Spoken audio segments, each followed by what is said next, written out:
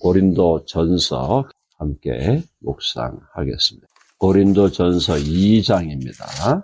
2장 3절부터 8절까지. 2장 3절로 8절.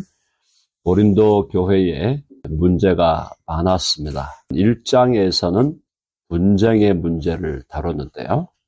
뒤로 가면서 점입 가경입니다.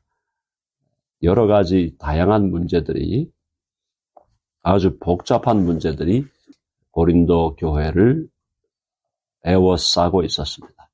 자, 그런데 이 고린도 교회의 사도 바울이 그 문제를 해결하기 위한 서신을 보내면서 문제가 심각하고 크기 때문에 바울의 입장에서는 그가 전하는 진리 역시도 더욱더 깊이 있는 진리가 선포되어야 했다라는 걸 여러분이 기억하셔야 됩니다. 문제가 클수록 더 깊은 진리, 더 파워풀한 진리가 선포되어야 되는데, 이 고린도 전서가 그런 의미에서 굉장히 깊은 내용을 많이 담고 있어요. 오늘도 여러분 보시면은 또 뒤에 제가 설명을 드리겠지만, 바울의 신학에 있어서 엄청나게 깊은 내용을 오늘 읽은 본문에서도 다루고 있습니다. 자, 일단 바울은 2장 2절까지 십자가 외에는, 예수 그리스도와 그의 십자가에 못 박히신 것 외에는 아무것도 알지 아니하기로 작정하였다. 굉장히 중요한 얘기입니다. 가장 복음의 기본이고 근본이죠. 자, 그러니까 오늘날 신학자들이요, 내가 칼빈주의다, 알미니안주의다, 나는 무천년이다, 전천년이다, 온갖 것 가지고 싸우고 있는데, 다 쓸데없는 짓을 하고 있는 거예요. 엄밀하게 따지면. 예수 그리스도의 십자가 앞에 다 무릎 꿇고 머리를 조아리고 그냥 조용히 십자가 얘기만 하면 되는 거죠, 사실은. 할 일들이 없으니까 자꾸 논쟁을 벌이고 하는 거죠. 예수 그리스도의 십자가 앞에 모든 논쟁을 다 정리하고 나는 여기에 집중하겠다. 예수 그리스도와 그의 십자가에 못 박힌 것 외에는 아무것도 알지 아니하기로 작정했다. 저는 오늘날 우리 시대가 이 시대로 가야 된다고 봅니다. 예수 그리스도의 십자가, 그분과 그의 십자가에 못 박히신 것 외에는 아무것도 알지 않는다. 그것으로 하나가 돼야 돼요. 그리스도인들이 서로 싸우고 논쟁하고 분쟁할 시간이 없어요, 지금. 그런데 앉아가지고 나는 칼빈파고 나는 웨슬레파고 다 쓸데없는 짓을 하고 있는 겁니다. 자, 그래서 바로 이것을 바울이 그 얘기를 하는 거예요. 네가 루터파고 칼빈파고 뭔 소용이 있냐? 아무 소용이 없다는 얘기입니다. 칼빈이 십자가에 못 박혔냐? 루터가 십자가에 못 박혔냐? 웨슬리가 십자가에 못 박혔냐? 그런 거 얘기하지 말고 예수 그리스도와 십자가에 못 박히신 그분만 주장하라는 거죠. 자, 그렇게 이제 바울이 이것이 해답이다라고 2장 2절에서 정리한 다음에 3절에서는 결국 내가 복음을 전하는 것이 하나님의 능력으로 되기를 추구했다라고 얘기합니다. 내가 너희 가운데 거할 때에 약하고, 그러니까 바울이 약하였다. 이게 여러 가지 의미가 있습니다. 바울은 건강상으로 약한 사람이었습니다. 거의 장애인이었어요, 사도 바울이요. 장애인이죠. 그 사람이 어떤 병이, 두 가지 질병 중에 하나입니다. 하나는 안질, 눈에 만성적인 질병이 있었습니다. 눈에서 고름이 나오는 병이에요. 그거 아니면 둘째는 간질병, 간질이었다 하는 설이 있습니다. 두 설이 있는데 갈라디아서에 보면은 너희들이 나를 위하여 눈이라도 빼어 주었을 것이다, 이렇게 얘기하는 걸 볼 때는 안질이었지 않겠나. 그쪽이 좀 더 다수설입니다. 그런데 간질설도 있어요. 어쨌든 바울이 그렇게 건강한 사람이 아니었습니다. 육신적으로 약했고요. 그 다음에 바울이 교회를 여러 곳에 세웠잖아요. 여러 곳에 교회를 세웠는데 그는 항상 그 교회에 가서 회중들 앞에 설 때 자기가 약한 자라는 걸 자주 고백합니다. 왜냐하면요. 자식 이기는 부모 있습니까? 없습니다.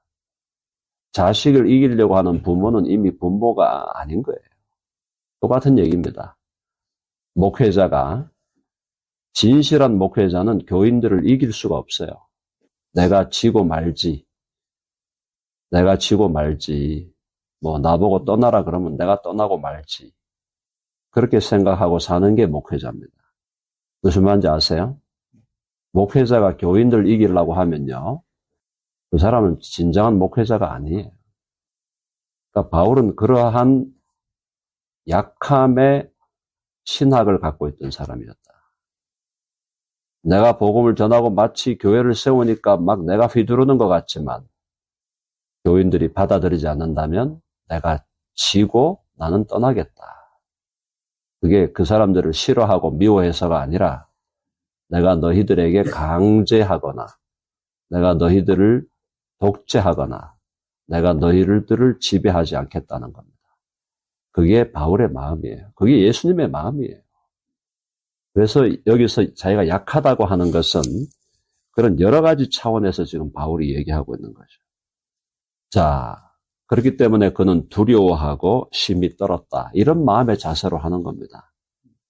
오늘날 우리 젊은 목회자들 보면요. 참 답답할 때가 많아요. 목회를 그냥 수단으로 생각해요. 수단으로. 자기 생계 수단으로. 자기 생계 수단으로 생각하는 거예요. 그래서 수가 틀리면 딴 데로 옮기고 수가 틀리면 다른 데로 옮길 생각하고 그렇게 하는 거 아니에요. 내가 미래의 목회자들에 대해서 별로 기대를 하지 않는 것이 자격이 없는 사람들이 목회하겠다고 뛰어드는 사람이 너무 많아요. 너무너무 많아요. 그런 자세로 목회할 거는 안 하는 게 낫습니다. 안 하는 게 나아요. 교인들한테 내가 이겨먹겠다. 그래가지고 목회하면 안 됩니다. 제가 이런 얘기를 하는 것은 제 설교를 여러분들만 듣는 게 아니고 여러 목회자들이 듣고 있기 때문에 제가 말씀을 드리는 거예요. 그래서 옛날에 우리 선배들이 그런 걸 잘 가르쳤어요. 어느 지역에 목회하러 가면은 반드시 항상 떠날 준비해놓고 목회하라. 떠날 준비해놓고 목회해라. 왜? 네가 이겨먹으려고 하면 안 된다는 겁니다. 자, 바울의 마음을 보십시오. 바울이 왜 떨어야 됩니까? 바울이 뭘 잘못했는데 떨어야 돼요? 바울이 뭘 잘못했는데 두려워해야 되냔 말이에요. 그래도 두려워하고 떠는 거, 그 자세로 자기는 목회했고, 지금은 또 고린도 교회를 떠났지만은 지금 에베소에서 지금 목회하면서 편지를 쓴 거단 말이죠. 자, 그래서 바울이 하는 얘기가 4절 읽어봅시다. 시작.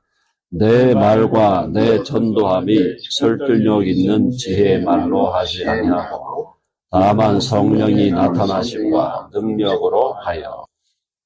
내 말과 내 전도함이, 내 말이라는 것은 이제 설교하고 가르치는 거죠. 전도하는 것은 복음을 전하는 건데 설득력 있는 지혜의 말로 하지 아니하고 사람의 말이라는 겁니다. 요거는요. 사람의 실력으로 하지 않고 다만 성령의 나타나심과 능력으로 하겠다. 그러니까 사람의 말로 사람의 실력으로 하지 않겠다고 했으니까 신학교 가니 뭐하냐. 그냥 불 받고 은혜 받고 가서 그냥 목회하면 된다. 이런 식의 잘못된 생각을 하는 분들이 많죠. 바울이니까 이런 얘기를 하는 거죠. 바울이 당대 석학 아닙니까? 당대 모든 학문을 통달한 사람 아니에요.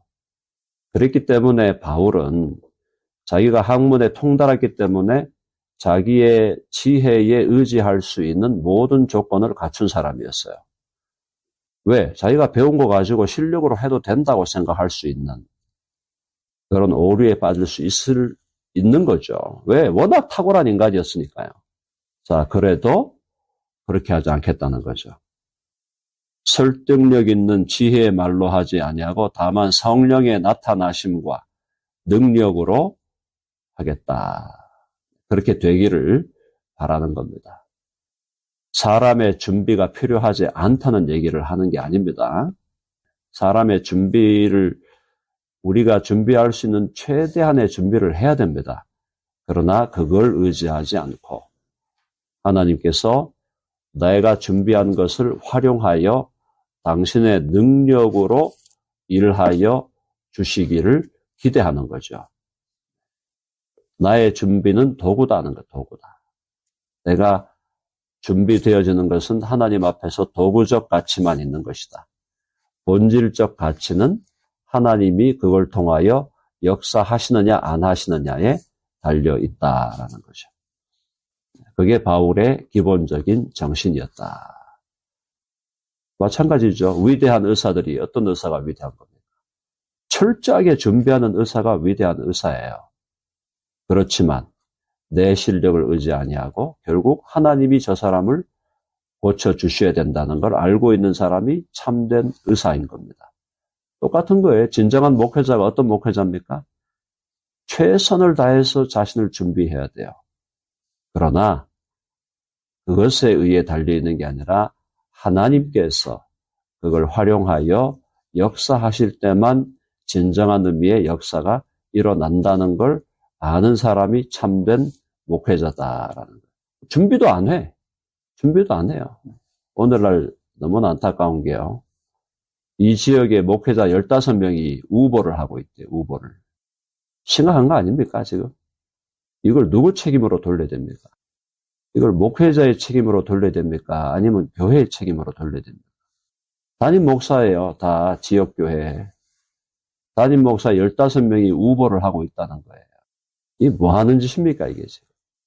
그래가지고 뭐 목회가 되겠어요? 우보하느라고 일주일에 3일을 돌아다니는데 이 구조를 바로잡지 않으면 이민교회 앞으로 미래가 없어요. 이민교회 미래가 있겠습니까? 덴버는 무너질 대로 무너졌어요. 담임 목사 15명이 우보를 하고 있다는 거예요. 이게 지금 심각한 거예요.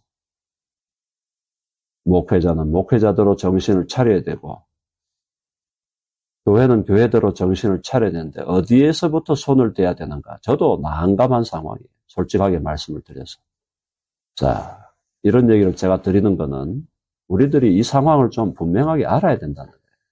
겉으로 보기에 다 잘 돼가는 것 같죠? 속은 다 문드러져 가지고 운동병이 다 들려 있는데 지난번 제가 말씀을 드렸습니다. 목회자는 철저하게 자기 준비를 해야 돼요. 철저하게 준비해야 돼요. 그리고 교회는 목회자를 최대한 섬겨야 됩니다. 그렇지 않고 뭐가 되겠습니까?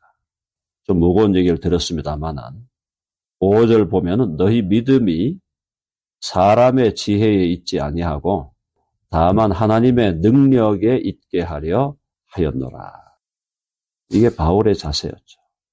그래서 바울은 자기가 잊혀지기를 바라고 그래서 어느 한 교회에 오래 있질 않았어요. 그것도 하나의 자기 전략이었는지 모르지만은 그 시대에 바울이 어느 한 지역에 오래 있을 수가 없었죠. 하나님이 바울을 통하여 온갖 곳을 다 다니게 하시면서 각 지역의 교회를 세우고 짧게는 6개월, 제일 길었던 데가 3년입니다. 그렇게 사역하고 계속 순회하면서 사역했어요. 그러면서 결국은 본질은 뭐냐? 너희들의 믿음이 사람의 지혜에 있지 아니고 다만 하나님의 능력에 있게 하려 했다. 하나님께 의탁했다. 하나님께 부탁했다. 교회를 세우고 고린도 교회를 세워놓고 나는 떠날 수밖에 없었고 그러면 고린도 교회가 세워진 이 교회가 어떻게 가야 되느냐? 하나님의 능력에 장중에 붙들릴 때만 교회가 세워진다. 그랬는데 가장 즉 문제아 교회가 된 게 고린도 교회였다라는 겁니다. 그래서 계속 바울은 여기서 지금 바울의 이 속에는 불타는 게 있는 거죠. 너희들이 지금 그렇게 분쟁하고 그런 문제로 지금 싸울 시간이 없다는 거예요.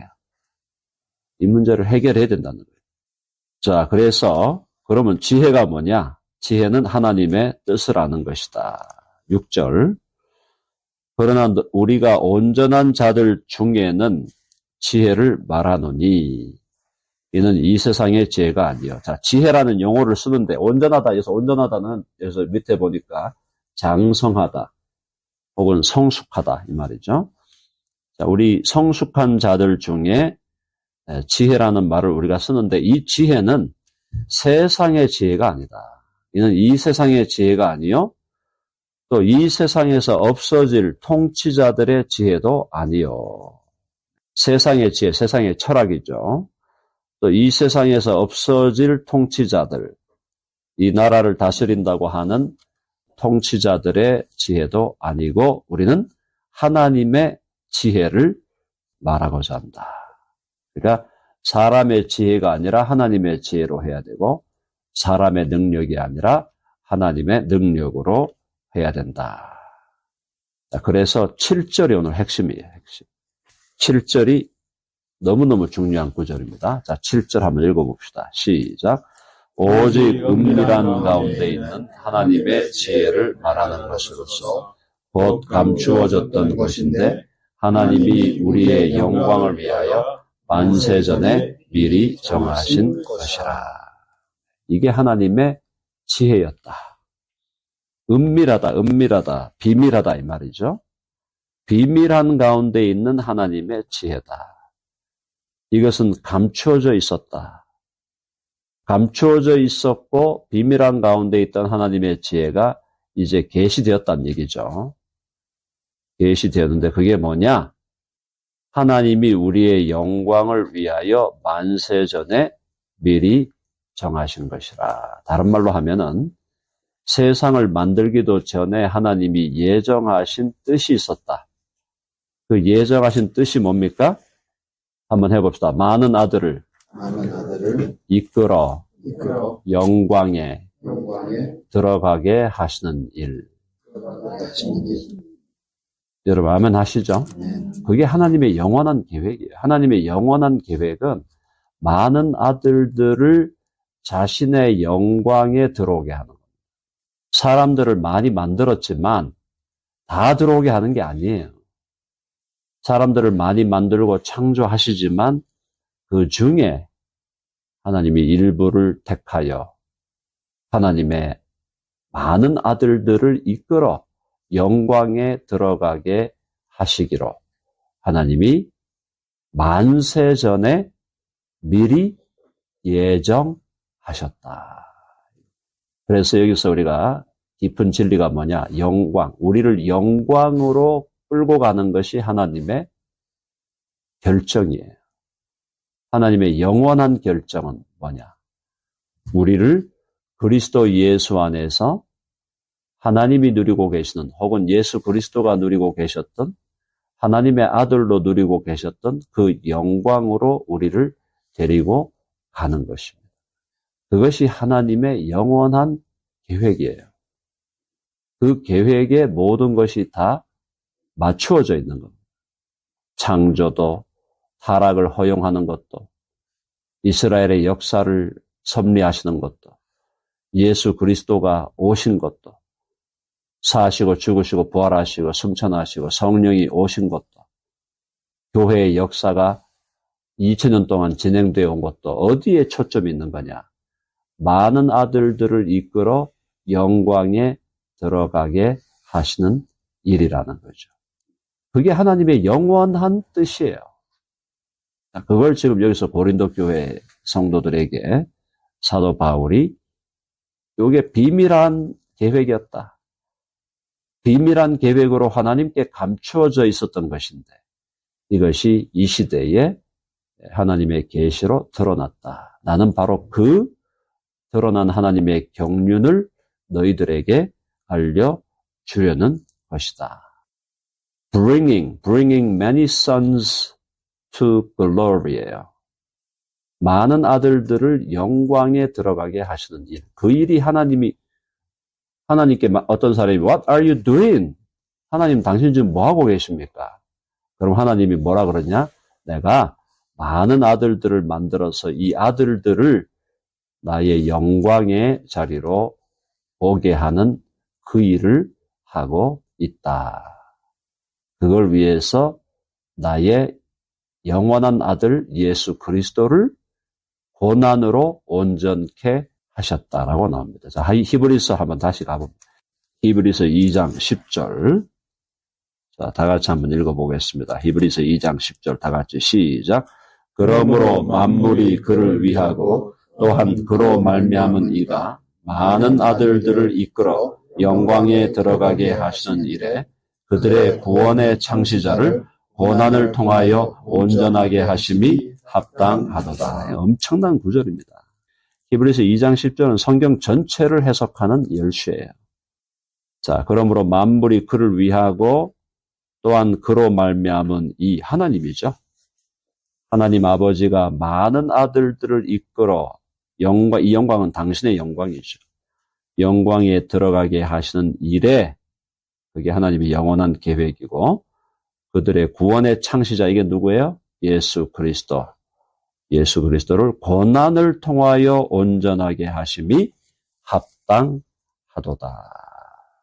기가 막힌 얘기죠. 자, 다시 돌아갑니다. 그러니까 이거는 히브리서는 바울이 썼다 아니면 바울 팀이 썼다고 봐야 됩니다. 똑같은 얘기를 하고 있는 거예요. 고린도 교회에 가서 한 얘기를 고린도 교회에 던졌던 그 얘기를 히브리서에서 하고 있는데 히브리서가 마치 보면은 바울이 안 쓴 것 같거든요. 문체가 많이 다르단 말이에요. 바울이 원래 쓰던 문체하고 히브리서 문체가 다르니까 또 성경을 연구한다는 학자들이 문체가 다르니까 분명히 바울이 아니다. 사상을 보세요. 바울인지 아닌지를. 저는 적어도 바울이 안 썼다고 해도 바울 팀에 누가 썼다. 그러니까 바울이 받았던 계시를 그대로 이어받은 사람이 쓴 게 히브리서예요. 그러지 아니하고 어떻게 히브리서가 정경에 들어올 수 있습니까? 그래서 오늘 결론은 뭐냐? 하나님의 지혜가 뭐냐? 하나님의 지혜가 있는데 하나님의 지혜는 영원한 지혜인데 그 영원한 지혜는 세상을 만들기 전에 하나님이 계획했고 하나님이 예정했고 하나님이 작정한 게 있는데 그게 뭐냐? 많은 아들들을 이끌어 영광에 들어오게 해야 되겠다. 그런데 그렇게 하기 위해서는 한번 타락을 허용해야 돼요. 놀라운 얘기입니다, 이거 지금. 타락을 한번 허용해야 돼요. 타락을 허용하고 죄 가운데 고통과 고난을 당해봐야 돼, 인간이. 죄는 철저히 하나님의 섭리에 의한 도구적 가치를 갖고 있는 겁니다. 죄를 허용하셨다는 것은 하나님의 놀라운 지혜예요. 그리고 그 죄로부터 우리를 구원하기 위해서 당신의 아들을 십자가에 못 박아 죽이시는 하나님의 놀라운 지혜. 이런 지혜를 깨달으면 하나님 앞에 입을 다물죠. 엄청난 경륜, 우주적인 경륜을 하나님은 창세전부터 갖고 계셨던 것이. 어제도 제가 말씀을 드렸지만 하나님의 아들의 옥체잖아, 옥체. 하나님의 아들의 그 옥체 아닙니까? 너무너무 아름다운 그 옥체를 깨뜨리잖아요. 하나님이 우리의 영광을 위하여 하나님의 아들, 하나님의 상속자, 새하늘과 새 땅의 주인들로 우리들을 만드시는 그 영광을 위하여 만세전에 미리 정하신 것이다. 하나님의 영원한 계획과 경륜이 있었다라는 겁니다. 자, 이걸 깨달을 때 인생의 여러 가지 고난과 문제거리가 많지만 아무것도 아니에요. 나를 창세전부터 그리스도 안에서 사랑하시고 택하셔서 나를 하나님 아버지의 영원한 영광으로 지금도 나를 데리고 가고 계시구나. 그거 하나만 제대로 깨달아도 인생에 대해서 도가 통하는 인생을 살 수밖에 없는데 그게 안 깨달아지니 문제인 거죠. 그게 제대로 안 깨달아지니까 문제인 거예요. 그러니까 인생에서 뭘 먹고 살아야 될지, 돈이 왜 이렇게 쫓이나, 그런 데서 휩싸여가지고 제대로 해야 될 일은 안 하고 본질을 직시하고 살아야 됩니다. 여러분 아멘 하시죠? 네. 정말 우리가 모두가 바울처럼 살기를 원합니다. 바울처럼 살다가 가야 됩니다. 한번 해봅시다. 바울처럼 바울처럼 살다가 살다가 주께로 주께로 가게 하소서. 가게 하소서. 바울을 자꾸 먼 사람으로 여기지 말고 나도 바울처럼 살아야 되겠다. 그렇게 결단하시고 한 생애를 주를 위하여 바울처럼 사는 우리 모두가 되기를 바랍니다. 오늘 여기까지 하겠습니다.